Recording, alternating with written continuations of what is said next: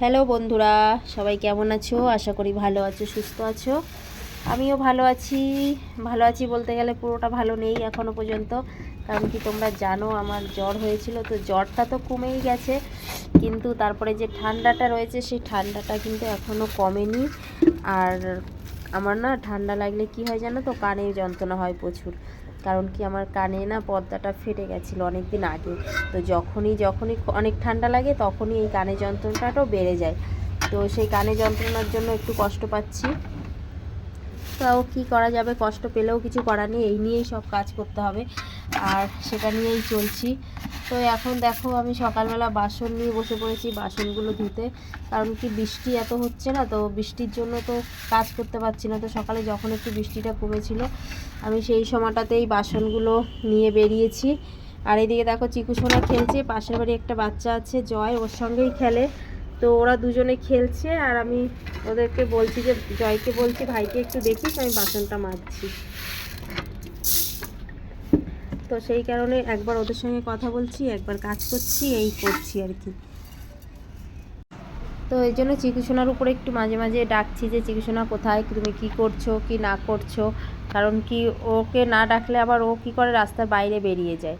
তো এইটাই হচ্ছে মেন সমস্যা। আর এখন হচ্ছে হাঁটা চলা শিখে গেছে, তো কোথা থেকে কোথায় দৌড় মারে কোনো ঠিক নেই। এবার দেখো কাঁদতে কাঁদতে এসছে আমার কাছে, কারণ কি ও যার সঙ্গে খেলছিল ওই বাচ্চাটা বাড়িতে চলে গেছে। তো সেই কারণে কাঁদতে কাঁদতে এসছে। আর ও কী করে জানো তো, জল দেখলেই বলে কি হাত ধোবো। এবার আমি বলছি হাতে কী হয়েছে, বলছে লেগেছে।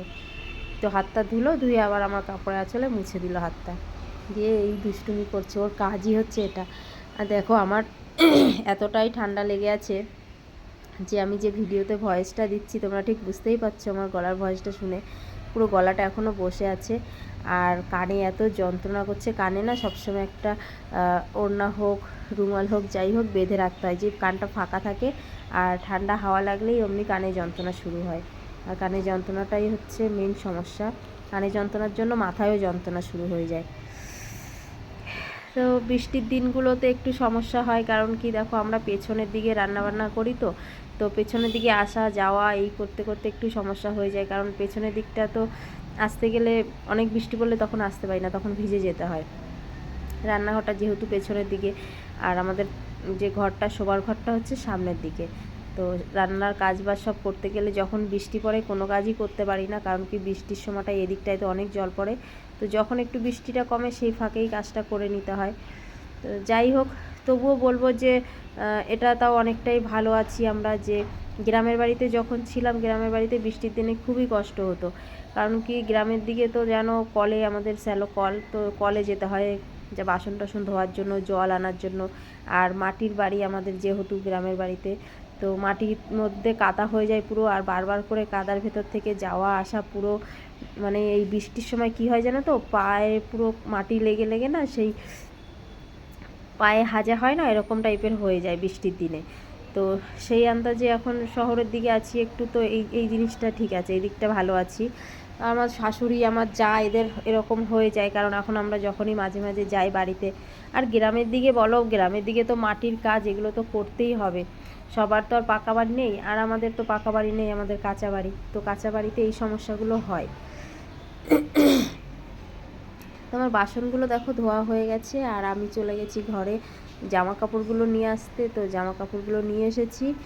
এবার চিকু সোনা কোলে উঠে বসেছে, ও আবার ঘুমাবে, ওর ঘুম পেয়ে গেছে। কারণ কি প্রায় 11:30 11:45 বেজে গেছে, তো ওর ঘুম পেয়ে যায় এই সময়টায়। তো সেই কারণে ও একটু কান্নাকাটি করছে। তো ওকে আমি বললাম একটু দাঁড়াও, জামা কাপড়টা ভিজিয়ে নিই, তোমাকে ঘুম পাড়াবো। আর ও সকালবেলা আজকে বেশি কিছু খায়ও নি, দুটো বিস্কুট খেয়েছে। তো দেখো পেটটা পুরো লেগে গেছে, খিদেও পেয়েছে। তো আমি ভাবছি যে জামা কাপড়টা ভিজিয়ে দিই, দিয়ে তারপরে একটু ছাতু মুড়ি খাওয়াবো, ওকেও খাওয়াবো, আমিও খাবো। আমিও এখনও সকাল থেকে কিছু খাইনি। সকালে ঘরে রান্না করে কাজে চলে গেছি, আর কাজ থেকে এসে আবার ঘরে এই সব কাজগুলো করতে হচ্ছে। তো খাওয়ার টাইম আর পাইনি, ভাবছি জল চলে যাবে, আর জল চলে গেলে না আর কোনো কাজ করতেই পারি না। আর এদিকে দেখো আমাকে কত আদর করছে, মানে ওর হচ্ছে যখন খিদে পেয়ে যাবে তখন আমাকে যে বারবার করে মাথায় আদর করবে। আর কোথায় কোথায় আদর করবে, মাথায় আদর করবে, কপালে আদর করবে, গালে আদর করবে, দেখো কত। আবার বলছে, আমাকে বলছে আবার আমাকে দাও, ওই দেখো ওর হাতে হাম্পি খেতে হবে আমার খুব আদরই হয়েছে। এবার কেন আমি উঠছি না সেটাই ওর রাগ হয়ে গেছে, তো কান্না করছে আর বলছে চলো ঘরে চলো। ঘুম পেয়ে গেলে যা হয় বাচ্চাদের আর কি। তো জামা কাপড়গুলো ভিজিয়ে আগে ওকে একটু খাওয়াবো, খাইয়ে আর আমি একটু ছাতু মুড়ি খেয়ে নেবো, তারপরে ওকে ঘুম পাড়িয়ে দেবো, স্নান করিয়ে একবারে ঘুম পাড়িয়ে তারপরে আবার চিকু সোনার জন্য একটু রান্না করতে হবে, কারণ কি সকালবেলা যে আমি রান্না করেছি ওর জন্য তরকারিটা একটু আলাদা করে করতে হবে, তো কি করব দেখি।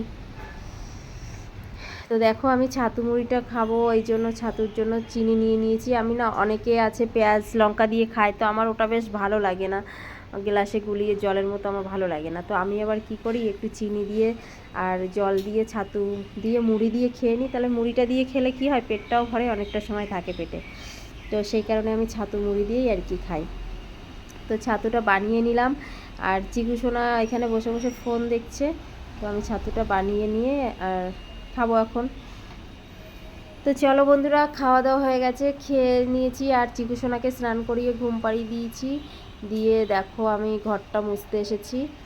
তো আমাদের ঘরটা না এতই একটা ছোট জায়গা, সামনের দিকে সরু মতো, তো ক্যামেরাটা ঠিকঠাক মতো রাখতে পারি না আমি, সেই কারণে তোমাদেরকে দেখাতেও পারি না সব কাজ। তো আমি বাইরের দিকেই রেখেছি, আর এর জন্য এই দিকটা দিয়ে আগে মুছে নিচ্ছি। অল্প ছোটো ঘর, জায়গাও ছোট, তো বেশিক্ষণ লাগেও না ঘরটা মুছতে। আর তার মধ্যে জায়গা ছোট, তার মধ্যে খাট একটা, শোকেস একটা, ফ্রিজ একটা, আলনা একটা, মানে রেখে ঘরে আরও জায়গা নেই। তো আর দেখো যেখানে থাকি সেখানে তো এগুলো তো লাগবেই, এগুলো তো দরকারি জিনিস, তাই না? কারণ এগুলো না থাকলে আমাদের দৈনিক জীবনটা বা কী করে চলবে। খাটে দরকার, খাট, তারপরে শোকেস, আলমারি, এই আলনা, ফ্রিজ, এগুলো তো দরকার, এগুলো হচ্ছে রোজ ব্যবহার করি আমরা, তো এগুলো না থাকলে তো হবেও না। ছোট ঘর হোক যাই হোক, এইভাবে গুছিয়ে নিয়ে থাকতে হবে। জানি না কবে ঘরবাড়ি করতে পারবো, নিজেদের বাড়িঘর কবে হবে, ভগবান কবে করবে, কবে সেই ক্ষমতাটুকু দেবে। তো যদি যতদিনে না বাড়িঘর করতে পারছি ততদিন তো এভাবে কষ্ট করে থাকতে হবে, তাই না? আর আমি ফ্রিজ থেকে এখন চিকু সোনার জন্য একটু কুমড়ো ভাজা করব, ভাবলাম যে মাছটা ওকে ভেজে দেব, আর এখন মাছের তরকারি আর করব না, তো মাছটা ওকে ভেজে দেবো। আর ও কুমড়ো ভাজা দিয়ে বেশ ভালো খায় ভাতটা, কুমড়ো ভাজা, কুমড়োর তরকারি ভালোই খায়। জল খাবে? তো সেই কারণে ভাবছি যে তাহলে মাছটাই ভেজে দিই আর কুমড়ো ভাজা করে দিই, তরকারিটা আর করবো না। কারণ কি তরকারি ছাড়াও ও কুমড়ো ভাজা দিয়েও ভাত খেয়ে নেয়, তো সেই কারণে আমি মাছটা ভাজা বসিয়ে দিয়ে কুমড়োটাও কেটে নিলাম, একবারে মাছ ভাজা হতে হতে কুমড়োটাও ভেজে নেব। তো মাছটা ভাজা হয়ে গেছে এক সাইড, এবার আমি মাছটা উল্টে দেবো, উল্টে ভেজে, আর এক কাজ করতে করতে আমি আরও কত কাজ করি। তো কুমড়োটাও আমি ভেজে নিয়েছি, সেটা তোমাদেরকে দেখাতে পারিনি। তো গ্যাসটা আমি এখন পরিষ্কার করে নিচ্ছি, গ্যাসটা মুছে নেবো। আর দেখো গ্যাসের পাশে যে পাথরটা রয়েছে, মানে রান্না করতে করতে পাথরটা এত তেল হয়ে গেছে, আর পাথরটা অবধি আমার হাতটাও যায় না, কারণ কি আমাদের টেবিলটা অনেকটা বড়, তো সেই কারণে ওই পাথরটা পরিষ্কারও করতে পারি না। আর পাথরটা না নামানো যায়, কিন্তু পাথরটা নামাতে পারি না, প্রচুর ভারী, 2-3 জন লাগে নামাতে। তো সবাই তো সবসময় ঘরে থাকে না, তোমাদের দাদাভাই থাকে, তোমাদের দাদাভাইয়ের আমি দুজনে মিলেও পারি না, তো সেই কারণে পাথরটা পরিষ্কার করা হয় না। মাঝে মাঝে বছরে একবার কি দুবার নামানো হয়, তখনই পরিষ্কার করা হয়, তাছাড়া আর হয় না। আর নিত্যদিন এমনি গ্যাসটা যেরকম মুছে নিই সেরকমই মোছামুছি হয়ে যায়। তো রান্না যখন হয়ে গেছে গ্যাসটা আগে মুছে নিলাম, গ্যাসটা মুছে টুছে এবার অল্প কটা বাসন আছে, সেই বাসনটা ধুয়ে নেব, নিয়ে তারপরে আমি স্নান করব, স্নান করে পুজো দেবো। অনেক কাজ গো, মানে চিকুসোনা ঘুমালে আমি যে কি করব, কোনটা রেখে কোনটা করব তাড়াতাড়ি করে, সেটাই বুঝতে পারি না। সব কাজ তাড়াতাড়ি করে আমাকে সারতে হয়, কারণ ও উঠে গেলে ব্যাস আর কোনো কাজ করতে দেবে না। তো আমার গ্যাসটা মোছা হয়ে গেছে, এবার আমি বাসন দুটো ধুয়ে নেব। আর এখানে রান্না করি তো যেখানটাতে, যাওয়া আসা করতে করতে নিচেরটা এত জল হয়, নোংরা হয়। আর এই দেখো আমি রান্না করতে করতে ফাঁকে জামা কাপড়টাও ধুয়ে নিলাম, সেটা আর তোমাদেরকে দেখাতে পারিনি। জামা কাপড়টা ধুয়ে জামা কাপড়টা শুকা দিয়ে দিয়েছি। এবার আমি দেখো ঝাড়ু দিয়ে জলটা বের করে দিচ্ছি, কারণ এই জল থাকলে এখানে চিকুসোনা এসে জলের ভিতরেই দাঁড়িয়ে থাকে, তো এই কারণে জল যতবার আমি জামা কাপড় ধোবো বা বাসন ধোবো ততবার আমাকে এখান থেকে ঝাড় দিতে হয়। আর জলটা না সরলেই চিকুসোনা এখানে এসে দাঁড়িয়ে পড়ে। অল্প দুটো বাসন ছিল বেসিনে, তো ভাবলাম বাসনটা একবারে ধুয়ে নিই, ধুয়ে তারপরে স্নান করব। আর বেসিনটাও অনেক দিন হয়েছে ধোয়া হয় না, তো ভাবলাম আজকে বেসিনটাও একটু ধুয়ে ফেলি।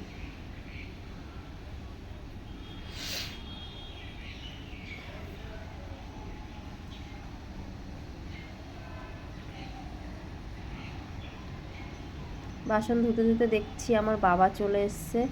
তো বাবা আসলে কি হয় যে আমি যদি স্নান টান করতে ঢুকি বাথরুমে, তো বাবা বাইরে থাকে, সুবিধা হয়, নয়তো চিকুসোনা উঠে খাটের পর থেকে নেমে যেতে গেলে পড়ে যাওয়ার ভয় থাকে। তো ও যখন ঘুমায় তখন আমি যদি বাথরুমে স্নান করতে ঢুকি তাহলেও আমাকে কি হয় মাঝে মাঝে একটুখানি দেখতে হয় দরজাটা খুলেছে ও উঠে গেছে কিনা, নয়তো পড়ে যাবে আবার। আর ওর এমনিতেই ছোটোবেলার থেকে শুধু ওই দুষ্টুমিটা বেশি বলে বারবার করে পড়ে যায়, আর পড়ে গিয়ে মাথা এখানে সেখানে ফুলিয়ে ঢোল বানিয়ে নেয়। দেখো আমি বেসিনটা পরিষ্কার করে নিচ্ছি, আর বেসিনটা একটু ধুয়ে তারপরে আমি স্নানে চলে যাব স্নান করতে। স্নান করে পুজো করব। পুজো করতে করতে চিকুসোনা ঘুমায়নি, ও মানে ঘুমিয়েছে, খায়নি। তো ও উঠলে আবার ওকে খাওয়াবো, তারপরে আমরা খাবো। আর তোমরা যে যেখান থেকে আমার ভিডিওটা দেখছো তোমাদেরকে সবাইকে অসংখ্য অসংখ্য ধন্যবাদ যে তোমরা আমাকে এত এত ভালোবাসা দিচ্ছ। আর আশা করব তোমরা আগামী দিনগুলোতেও আমাকে অনেক অনেক ভালোবাসা দেবে, এইভাবে আমাকে সাপোর্ট করবে। তোমাদের সাপোর্টের অনেক দরকার, তোমাদের সাপোর্ট ছাড়া আমি জীবনে কোনোদিনও কিছু করতে পারবো না। তো আমার সাথে থাকো। এই দেখো বন্ধুরা, স্নান টান করে খেয়ে দিয়ে বসেছি। আর যে কথা বলবো তার জো নেই, পাশে কাজ হচ্ছে, এত আওয়াজ যে তোমাদের সাথে কথা বলবো তোমরা আমার কথা শুনতেই পাবে না। আমি চিল্লিয়ে গলা ভেঙে যাবে, তাও তোমরা আমার কথা শুনতে পারবে না। সব বাইরে ছুঁড়ে ছুঁড়ে ফেলে দিয়ে এখন আবার নেই নেই করছে। পেয়েছো?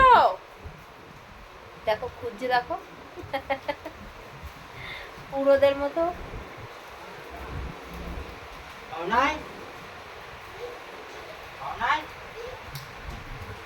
খুঁজেই পাচ্ছে না।